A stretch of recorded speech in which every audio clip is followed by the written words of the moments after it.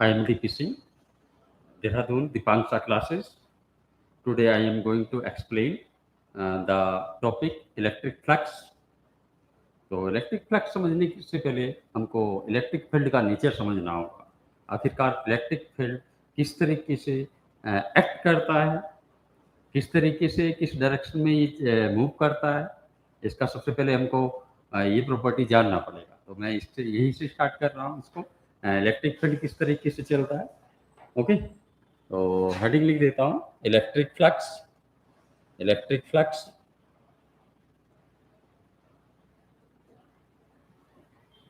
Electric flux जानने के लिए एक तरीके से जरूरी है इलेक्ट्रिक फील्ड को जानना। सपोज दैट कोई चार्ज रखा है स्पेस के अंदर, क्यू चार्ज है, पॉजिटिव चार्ज। इस पॉइंट पर रखा है पॉइंट चार्ज क्यू, आइसोलेटेड है, दूसरा कोई चार्ज स्पेस में नहीं है मीन्स। तो इस टाइम इस पे कोई फोर्स एक्ट नहीं करेगा, कोई भी इलेक्ट्रिक फोर्स इस पे एक्ट नहीं करने वाला। लेकिन हम इसके पास में कोई दूसरा पॉइंट चार्ज रख दें, तुरंत इस पे एक फोर्स लगना स्टार्ट हो जाता है, that is called electric force, Coulombic force और कूलम्बिक फोर्स। अब देखो, जैसे कि मैंने दूसरा चार्ज रख दिया, सपोज दैट एक चार्ज और प्लेस कर दिया इसी के पास में, इसी के पास में प्लस क्यू कूलम का, तो ऐसा तो इस पे लगेगा रिपल्शन फोर्स, रिपल्शन लगेगा। यहाँ प्लेस किया है तो इस पे जो फोर्स लगेगा बाहर की तरफ आएगा, force on small q due to capital q will be out in outward direction. इस तरीके से एक्ट करेगा, ये बाहर की तरफ काम करेगा। तो ये जो फोर्स है ऐसा नहीं होता कि जैसे रखा प्लेस किया तुरंत ये फोर्स लगना शुरू, कुछ ना कुछ टाइम लेता है। ओके ना, एक तरीके से इससे जो कुछ एक मतलब एक इफेक्ट टाइप इससे चलना शुरू होता है। ओके, रेडियली आउटवर्ड स्फेरिकली यदि पॉइंट चार्ज है तो कैसा होगा, जैसे मैं बनाता हूँ इसका इफेक्ट, उसको हम इलेक्ट्रिक फील्ड भी कहते हैं। इसका जो इफेक्ट है चारों ओर को निकलना शुरू हो जाएगा इस तरीके से, इस डायरेक्शन में रेडियली आउटवर्ड होगा इसका इलेक्ट्रिक फील्ड, रेडियली आउटवर्ड रहेगा। ओके, और साथ में इलेक्ट्रिक फील्ड का स्पीड भी होता है। Electric field move with speed C, C का मीन स्पीड ऑफ लाइट। इसका जो एक तरीके से स्पीड है चारों ओर बढ़ने का जो स्पीड है इलेक्ट्रिक फील्ड का, जैसे मैंने चार्ज प्लेस किया तो चारों ओर को एक इफेक्ट निकलना शुरू हो गया, और इस इफेक्ट का जो स्पीड है that will be equal to C. इसका जो स्पीड रहेगा वो सी के इक्वल रहेगा, मीन्स 3 इंटू 10⁻8 मीटर पर सेकेंड। इस स्पीड से इफेक्ट चारों ओर बढ़ता चला जाएगा। और अब जैसे यहाँ दो चार्ज रखे हैं, सबसे पहले मैंने इस चार्ज को प्रेजेंट किया था, देखते हैं फिर से इसको। Suppose that plus q charge रखा है स्पेस में, अभी कोई चार्ज नहीं तो इसके ऊपर कोई फोर्स नहीं। लेकिन जैसे ही हम यहाँ इसके पास में कोई दूसरा चार्ज रखेंगे, दूसरा चार्ज रखेंगे तो तुरंत इसके ऊपर फोर्स लगना शुरू हो जाएगा। तो फोर्स किस तरीके से लगेगा देखते हैं इसको। फोर्स इस पर कैसे लगेगा, तो इसके चारों ओर से एक इफेक्ट निकलना शुरू हो जाएगा, चारों ओर को radially outward, spherically radially outward रहेगा। इस तरीके से इफेक्ट चारों ओर फैलता चला जाएगा। और जब ये इफेक्ट इस चार्ज के पास पहुंच जाएगा, नियर हो जाएगा इस चार्ज के, क्लियर, तो इस पे एक फोर्स लगना शुरू हो जाएगा, that is called electric force. तो एक तरीके से मैंने अपना क्यू चार्ज रख दिया है, इससे एक इफेक्ट निकल रहा है चारों ओर को, एक्सटेंड होता चला जा रहा है रेडियली आउटवर्ड, और इसका जो स्पीड है इस स्पीड एच सी, इसका स्पीड सी है।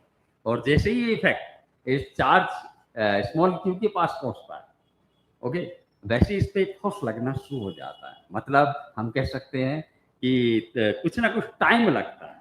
जैसे मैं ये कैपिटल क्यू चार्ज इसके नियर अबाउट प्लेस करूंगा तो ऐसा नहीं कि जीरो टाइम में इस पे फोर्स लगता है, जीरो टाइम में। टाइम हो सकता है कि इसकी वैल्यू बहुत कम रहेगी, क्योंकि स्पीड इलेक्ट्रिक फील्ड का बहुत हाई है, बहुत ज्यादा इलेक्ट्रिक फील्ड का स्पीड। तो एक तरीके से ये जो इफेक्ट चारों ओर फैल रहा है इसका स्पीड बहुत ज्यादा है, तो टाइम बहुत कम लगेगा, मतलब एकदम कवर कर लेगा बीच का डिस्टेंस।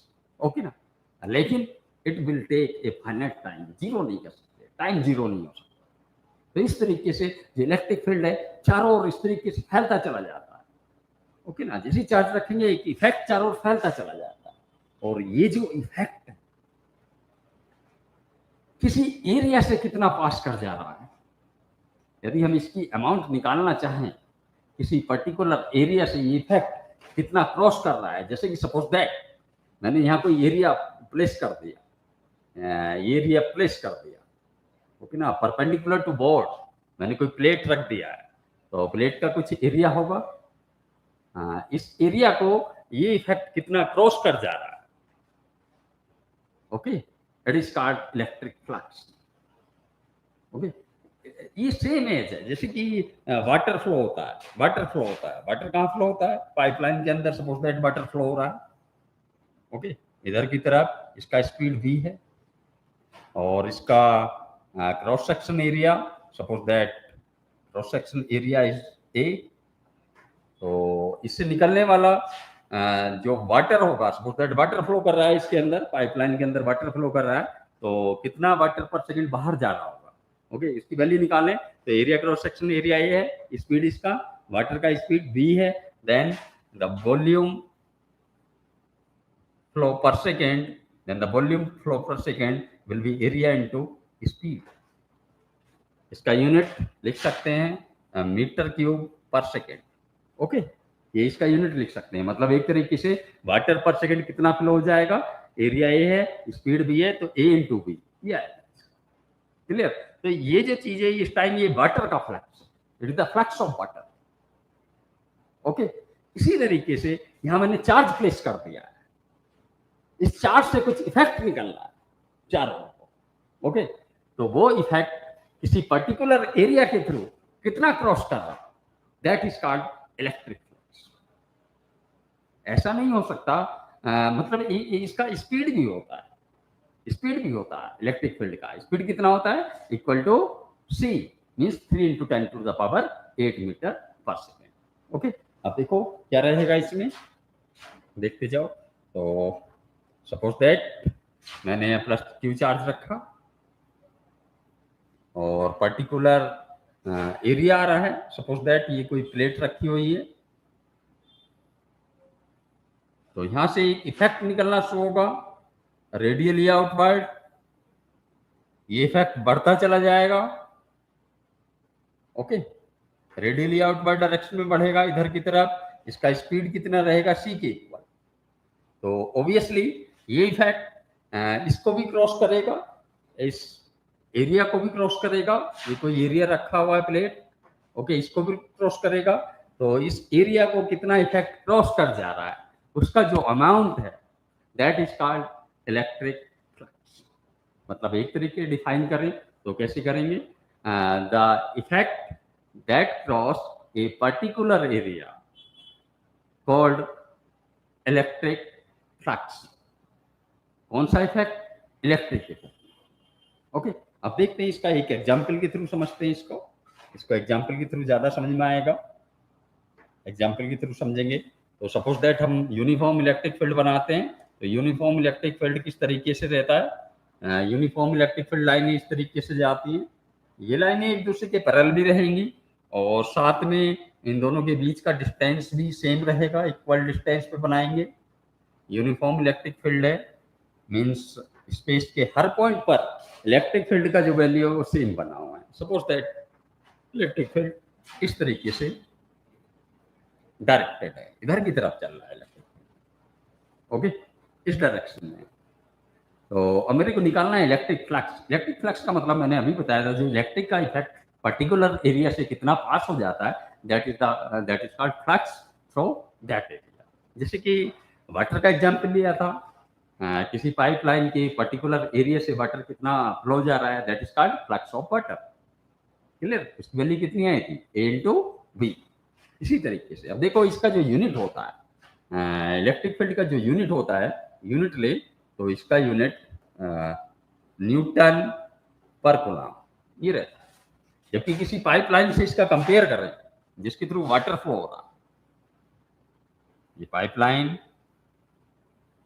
एरिया ए या डेल्टा एस एरिया ले लेता हूं मैं इसको, और इसके अंदर जो वाटर का वेलोसिटी ये स्पीड है दैट इज v। ओके, तो इससे पास होने वाला पर सेकंड में कितना वाटर इसको क्रॉस कर जा रहा है, इस क्रॉस सेक्शन एरिया को। इस टाइम जो क्रॉस सेक्शन एरिया लिया है मैंने, ये एरिया, तो इस एरिया का जो प्लेन है वो v के परपेंडिकुलर है, स्पीड के परपेंडिकुलर लिया है। ओके, तो इससे पास होने वाला जो इलेक्ट्रिक फ्लक्स होगा, इससे पास होने वाला जो इलेक्ट्रिक फ्लक्स होगा, इलेक्ट्रिक नहीं, सॉरी सॉरी, इस वाटर का जो फ्लक्स होगा उसकी वैल्यू कितनी रहेगी, Q equal to v delta s, इसके इक्वल पर सेकेंड इससे वॉल्यूम पास होगा, मीटर क्यूब पर सेकेंड, इतना वाटर का फ्लक्स आएगा। इसमें जो v था, स्पीड v, इसका जो यूनिट था वो मीटर पर सेकेंड था, मीटर पर सेकेंड। क्लियर? तो it is the flux of water. Similar as यदि मैं इलेक्ट्रिक फ्लक्स निकालना चाहता हूं तो मैं इस इलेक्ट्रिक फील्ड के परपेंडिकुलर एक एरिया कंसीडर कर लेता हूं, एरिया कंसीडर कर लेता हूं। इसी तरीके से जैसे यहाँ था area, suppose that this is the area delta S, delta S area मैंने कंसीडर किया, तो इससे पास होने वाला जो फ्लक्स होगा इसी की तरीके से निकालना है, सिमिलर एज। ओके, इसी की तरीके से इससे पास होने वाला जो फ्लक्स होगा, फ्लक्स, वो भी कौन सा, इलेक्ट्रिक फ्लक्स, इलेक्ट्रिक फ्लक्स। इसकी वैल्यू कितनी होगी, ये कौन सा फ्लक्स था, it was the flux of water, it was the flux of water. देखिए इसमें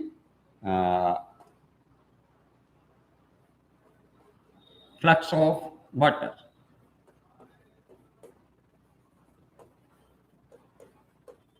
एरिया डेल्टा एस इतना रहेगा। तो इलेक्ट्रिक फ्लक्स की वैल्यू क्या आनी चाहिए, तो इसमें देखें तो हम कंपैरिजन करें, जो यहाँ स्पीड है उसका यूनिट मीटर पर सेकेंड है, तो स्पीड की जगह हम यूज करेंगे इलेक्ट्रिक फील्ड, इसका यूनिट कितना होता है, न्यूटन पर कूलम। एक तरीके से सिमिलर रिलेशनशिप डेवलप होने जा रहा है।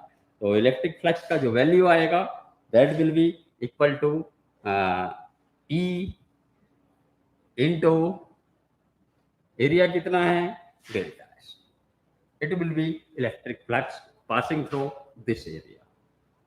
ओके, इस तरीके से हम इलेक्ट्रिक फ्लक्स की वैल्यू फाइंड कर सकते हैं। मतलब एक तरीके से इलेक्ट्रिक फ्लक्स का यदि डेफिनेशन दें तो इसमें क्या रहा है, electric field into area, area of plane that is perpendicular to electric field.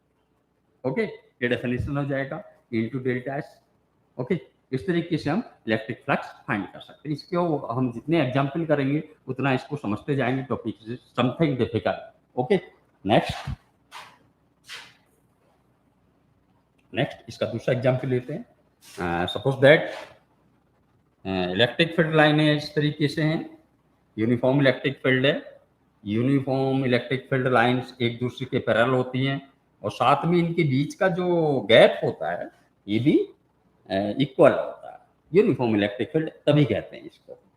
Okay, suppose that मेरे को फाइंड करना है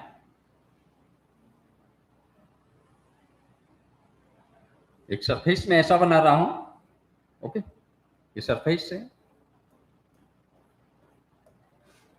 से और इससे पास कर रहा है इलेक्ट्रिक फील्ड ई, तब और इसका एरिया रेडियस ले लेते हैं इसका, it's radius is R, capital R, ये है सपोज दैट। ओके, मतलब ये जो एरिया मैंने बनाया इट इज सर्कुलर टाइप। अब इससे कितना फ्लक्स पास होगा, ओके, इस सरफेस से कितना फ्लक्स पास होगा, ये जो सरफेस है इससे कितना फ्लक्स पास होगा।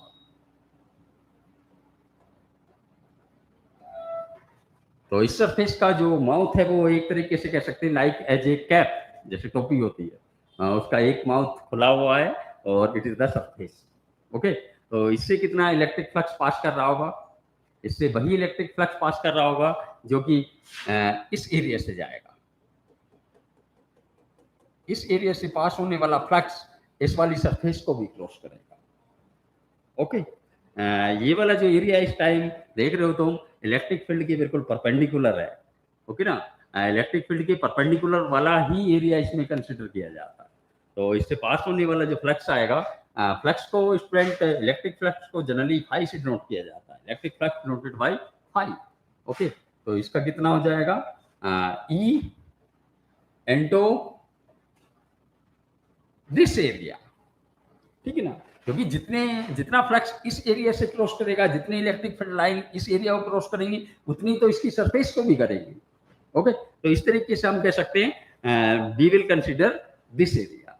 ओके, तो एरिया कितना हो जाएगा, ये वाला pi R square, delta S की जगह पाई आर स्क्वायर, ये वैल्यू हो जाएगा। ओके, तो ये जो एरिया है इसको क्या कहते हैं, इसको कहते हैं projected area perpendicular to electric field, projected area perpendicular to electric field. अब हमें समझना पड़ेगा प्रोजेक्टेड एरिया क्या होता है। प्रोजेक्टेड एरिया वो एरिया होता है, मुझको निकालना है जैसे कि इलेक्ट्रिक फील्ड के परपेंडिकुलर, तो वो एरिया रहेगा जो इस पूरी सरफेस को कवर कर ले, वो एरिया जो इस पूरी सरफेस को एग्जैक्ट कवर कर ले, ना थोड़ा ज्यादा ना थोड़ा कम, तो इसको कहेंगे हम projected area. Okay, projected area. तो इस सरफेस को, सरफेस एक्चुअल में ये वाली है, इधर से तो ओपन है, ओके ना, ओपन है बॉडी, ये है सरफेस इसका, ओके ना, तो इसको जस्ट कवर करने वाला जो एरिया आएगा that will be projected area. वो भी किधर लेना है, normal to electric field, means इस सरफेस को कितना एरिया कवर करेगा, देखो मैं बनाने का ट्राई करता हूं। ओके, इसका एरिया सेम रहेगा जो कि ये वाला एरिया है, ये वाला एरिया, ये इसको बिल्कुल कवर कर ले रहा है। कवर करने का मतलब ये है कि यदि मैं इसको इधर के इस साइड से देखता हूँ, ओके ना, एक साइड से देखता हूँ, किसी भी साइड से देख सकते हो, ऐसा कुछ नहीं है। सपोज दैट मैंने इधर से देखा इसको, तो यदि ये वाला एरिया में इसके सामने इस टाइप का कोई डिश या कोई सरफेस रख दूंगा, ओके ना, इतनी बड़ी, तो ये बिल्कुल मुझको एग्जैक्ट दिखाई नहीं पड़ेगा, ना थोड़ी सी ज्यादा है और ना सरफेस थोड़ी सी ये कम है। ओके, ना तो इस थोड़ा सा ज्यादा लेना है बिल्कुल और ना ही थोड़ा सा कम लेना है, बस एग्जैक्ट ये वाला जो सरफेस से मुझको दिखाई नहीं पड़ना चाहिए। ओके, तो वो एरिया रहेगा प्रोजेक्टेड एरिया, और हमेशा कैसा बनाना है, परपेंडिकुलर टू इलेक्ट्रिक फील्ड। इसका एरिया कितना आएगा, इसका एरिया वही आएगा जो कि इस सर्किल का एरिया आ रहा है, ओके ना, इसका एरिया कितना आएगा, पाई आर स्क्वायर, इसका रेडियस भी तो आर ही रहेगा। इस तरीके से हम प्रोजेक्टेड एरिया का मल्टीप्लाई करते हैं। वही प्रोजेक्टेड एरिया कौन सा, नॉर्मल टू इलेक्ट्रिक। ओके, अब नेक्स्ट देखते हैं, नेक्स्ट एग्जांपल से समझते हैं इसको।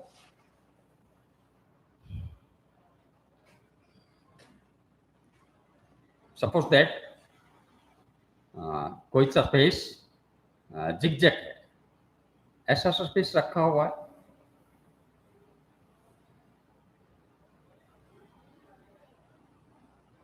ऐसा सरफेस रखा हुआ है, और इधर से ये ओपन है, ये ओपन है, और यूनिफॉर्म इलेक्ट्रिक फील्ड लाइन जा रही है। सपोज दैट इस डायरेक्शन में uniform electric field lines are crossing in this direction, ठीक है। तो थोड़ा सा भी इसको थोड़ा सिंपल करते हैं, ये थोड़ा कॉम्प्लेक्स बनना है डायग्राम, इसको थोड़ा सिंपल कर लेते हैं पहले। ओके, सपोज दैट सिंपल लेते हैं इसका थोड़ा, सपोज दैट इस तरीके का कोई सरफेस रखा, ये सरफेस रखा हुआ है in path of uniform electric field.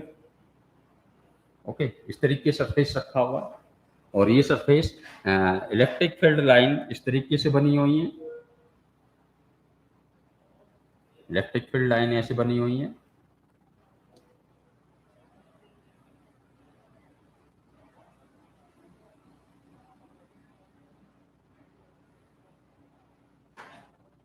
और थोड़ा और बनाते हैं इलेक्ट्रिक फील्ड लाइन।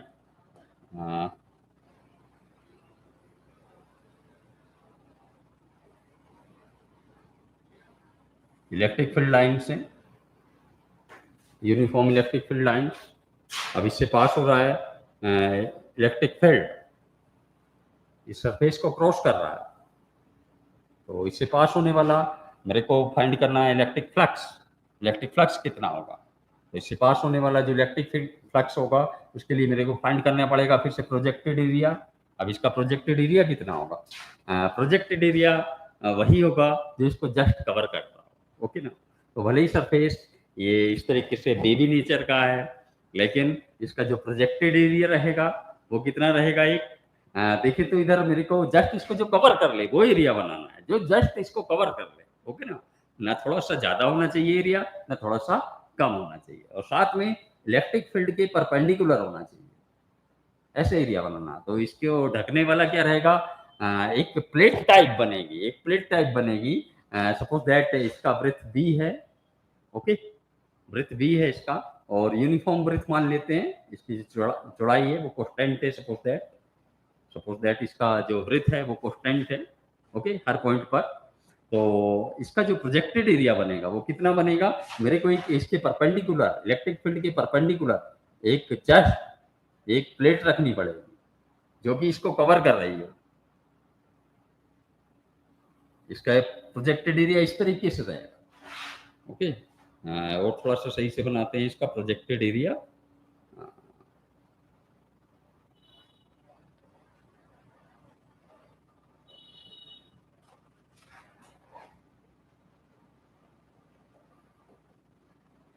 इस तरीके का एरिया बनेगा,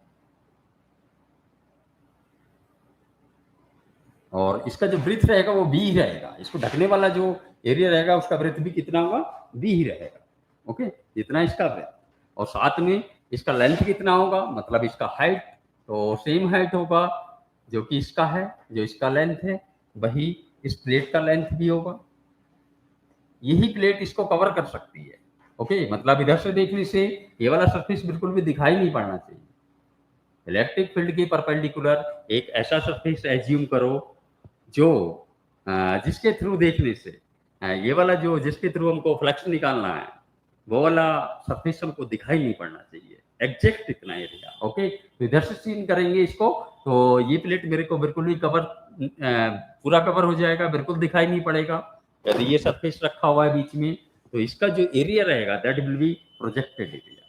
लेकिन तुमको एग्जैक्ट लेना है, थोड़ा सा भी एरिया ज्यादा नहीं लो, ठीक है ना, जस्ट कवर करने वाला एरिया, ओके। तो इससे जो पास होने वाला फ्लक्स होगा, फ्लक्स की वैल्यू हो जाएगी that will be equal to phi. Phi की वैल्यू कितनी होती है? ई इंटू किस कौन सा वाला एरिया लेते हैं? Projected area, clear? एक्चुअल में कौन सा एरिया होता है? Projected area. तो E into B into L, ये हो जाएगा प्रोजेक्टेड एरिया, ओके। इसकी नाउ टेक अनदर केस। अब देखते हैं जैसे कि हमने स्टार्टिंग में बताया था, flux passing through a plate that is placed normal to electric field. तो सपोज दैट इसका ब्रेथ बी है, लेंथ एल है, जिसके थ्रू जो पास होने वाला फ्लक्स है उसकी वैल्यू फाइंड करनी है। इलेक्ट्रिक फील्ड सपोज दैट इस डायरेक्शन में जा रहा है, it is the electric field, uniform electric field. तो इस प्लेट को क्रॉस करने वाला जो फ्लक्स रहेगा वो कितना रहेगा? तो इसमें देखिए तो इस प्लेट का जो एरिया आ रहा है, वो भी नॉर्मल टू इलेक्ट्रिक फील्ड है पूरा एरिया, ओके ना। तो इसका प्रोजेक्टेड एरिया भी इतना ही आएगा जो इस प्लेट का एरिया, क्योंकि प्लेट रखी नॉर्मल है इलेक्ट्रिक फील्ड के। तो इसका जो प्रोजेक्टेड एरिया रहेगा इस प्लेट के लिए, projected area will be L into B, ये रहेगा, ओके। अब इस प्लेट को मैं थोड़ा सा घुमा देता हूँ। इस टाइम तो इलेक्ट्रिक फील्ड के परपेंडिकुलर रखा है प्लेन इसका, इसको मैं थोड़ा सा टिल्ट कर देता हूँ वर्टिकल से। तो टिल्ट करेंगे, सपोज दैट मैंने इसको थीटा रोटेट कर दिया, इनिशियल पोजीशन से कितना रोटेट कर दिया? थीटा। तो अब जो इसका प्रोजेक्टेड एरिया रहेगा वो चेंज हो जाएगा। प्रोजेक्टेड एरिया कितना रहेगा इसका? देखें तो इसका प्रोजेक्टेड एरिया एक तरीके से वो एरिया जिसके थ्रू यदि मैं देखने का ट्राई करूं तो वो दिखना नहीं चाहिए, प्लेट दिखना नहीं चाहिए सरफेस। तो मैं ऐसा सरफेस रखना है इसके सामने ताकि जस्ट ये मुझको दिखाई ना पड़े, क्लियर? ना तो मुझको थोड़ा सा भी ज्यादा रखना है और ना ही इसके सामने थोड़ा सा भी कम रखना है, बस जस्ट ये वाला सरफेस मुझको दिखाई ना पड़े। तो उसके लिए मेरे को कैसा रखना पड़ेगा? इलेक्ट्रिक फील्ड के परपेंडिकुलर एक सरफेस में प्लेस कर रहा हूँ, ओके। तो ये वाला जो सरफेस है इसके थ्रू मुझको ये प्लेट दिखाई नहीं पड़ेगा, ये सरफेस दिखाई नहीं पड़ेगा, क्लियर? तो एक तरीके से इसका जो लेंथ था कितना था? एल था। तो मैंने इसको थोड़ा सा घुमा दिया है, टिल्ट कर दिया है, ओके, इसको घुमाया है, ओके, इस तरीके से इसको रोटेट किया है। तो इसका जो एरिया लेंथ रहेगा एल था, तो ये जो परपेंडिकुलर लेंथ है इसकी वैल्यू कितनी आएगी, एल कोस थीटा। तो प्रोजेक्टेड एरिया का भी जो लेंथ आएगा वो एल कोस थीटा रहेगा। वृत्त कितना होगा, जो कि प्लेट का वृत्त था उतना ही प्रोजेक्टेड एरिया का वृत्त भी रहेगा। तो इस टाइम जो प्रोजेक्टेड एरिया बनना है इस टिल्टेड सरफेस का, ओके ना, रोटेट हुई सरफेस का जो प्रोजेक्टेड एरिया बनना है उसकी जो वैल्यू आ रही है वो आ रही है B into L cos theta. Okay, और ये कितने के इक्वल रहेगा, ये किसके इक्वल हो जाएगा, B into L. B into L क्या था, delta S cos theta. Means इस सरफेस से पास होने वाली जो फ्लक्स की वैल्यू होगी वही होगी जो कि इस प्रोजेक्टेड एरिया से क्रॉस कर रहा है। क्लियर, इस प्रोजेक्टेड एरिया से जितना फ्लक्स क्रॉस करेगा उतना ही इस सरफेस से करेगा। ओके, तो इससे पास होने वाले फ्लक्स की वैल्यू वही होगी, तो मीन्स इसके थ्रू जाने वाला फ्लक्स निकाल दो। ओके, कितनी आएगी वैल्यू, इसके थ्रू जाने वाला फ्लक्स की वैल्यू कितना आएगा, it will be equal to phi equal to electric flux phi equal to electric field into projected area. Projected area कितना होगा, delta S cos theta, delta S cos theta. Clear, इस तरीके से हम flux find कर सकते हैं किसी भी सरफेस के थ्रू। इसको डॉट प्रोडक्ट में भी लिख सकते हैं वेक्टर फॉर्म में, ठीक है। तो इस तरीके से हम किसी भी सरफेस का फ्लक्स फाइंड कर सकते हैं। बस हमको इलेक्ट्रिक फील्ड की जानकारी होनी चाहिए, इलेक्ट्रिक फील्ड की वैल्यू कितनी है, और साथ में प्रोजेक्टेड एरिया जो इलेक्ट्रिक फील्ड के परपेंडिकुलर है उसको कैसे फाइंड करें ये आना चाहिए, और हम फाइंड कर सकते हैं electric flux through a surface. Okay, thank you.